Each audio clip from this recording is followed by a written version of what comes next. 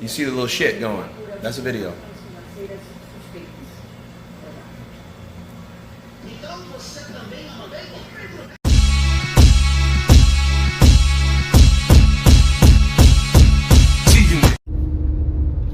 What's up, fight fans? This is Kurt DeVille with Counterpunch Boxing News, and I have some new news concerning Anthony Joshua. You know, I received a message today. Somebody inboxed me on Instagram, and they were like, and the thing was, they said, I don't know why you're putting so much belief in Anthony Joshua. Everybody knows he quit against Andy Ruiz. And I'm like, dude, what is this, fucking 2019? And it's amazing how people resurrect debates. So this is a resurrected debate, I guess. But let me counterpunch it. If Anthony Joshua was a quitter, he would have stayed on the ground. If Anthony Joshua was a quitter, he wouldn't have got up from the second knockdown.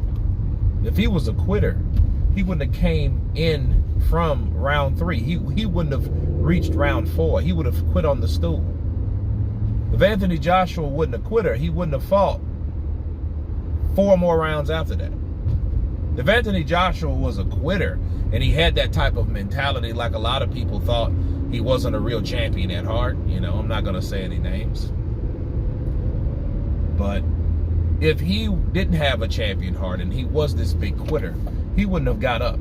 He would have allowed himself to get pointed out. He would have stayed on the ground. He would have acted as though, like I've seen a lot of fighters do, he would have acted as though he was hurt. Like a lot of people do it, man. A lot of boxers I've seen, and I swear to God, these guys need to be actors.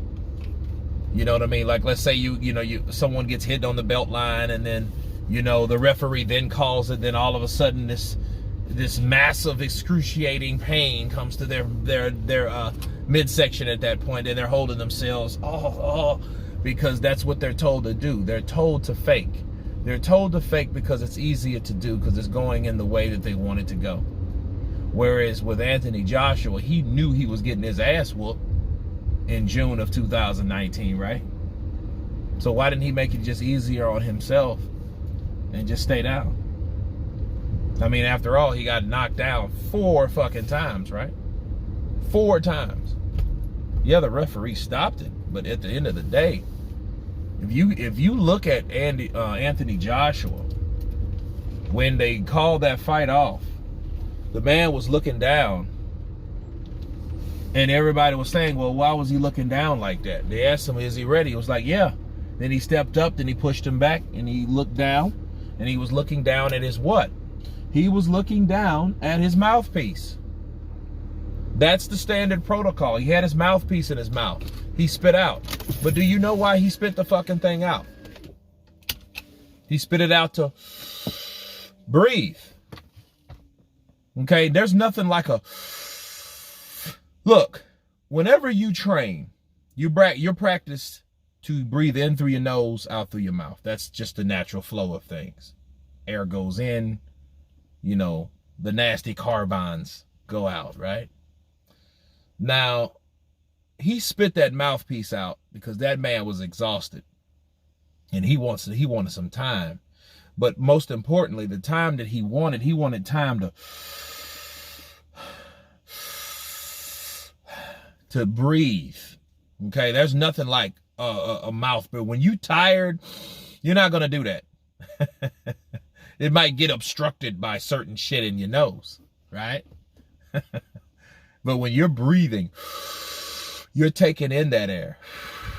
You're breathing. And that's what that man was doing. So to call him a quitter is because he was knocked down 4 fucking times. Well, how many times did he get up? It would be different. Even, look, I can understand if Anthony Joshua got an ass whooping and he got knocked down 4 times and only got up 3. That means he didn't beat the count 3 times. That could be debatable. I mean, but even that you could say, well, damn, dude. I mean, he got knocked down 4 times. He got up 3. So how much quit is in the fucking guy? You know what I mean? Let alone he got up 4 times. The referee had to stop the fight because I guess he didn't respond like the referee wanted him to, which was cool. It wasn't an excuse or whatever. You know what I mean? He didn't go with the excuse. He said like the punch with the god from the gods. He did say that. And that punch felt like a god when it hit his ass. Right? But at the end of the day, to call the man a quitter, I just think that's inappropriate because he didn't quit. You know what I mean? Because, I mean, if that's the case, if you say, oh, based on, oh, man, he quit. No. Based on, if you look at any other fighter, you could say Charles Martin quit. Oscar De La Hoya did quit. Daniel Dubois did quit. Billy Joe Saunders did quit. They quit. Okay? It wasn't no. They fucking quit.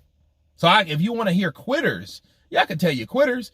And to top this all off, speaking of Daniel Dubois, I know he was a young prospect destined for greatness, and he's still continuing his journey as a boxer. More power to him.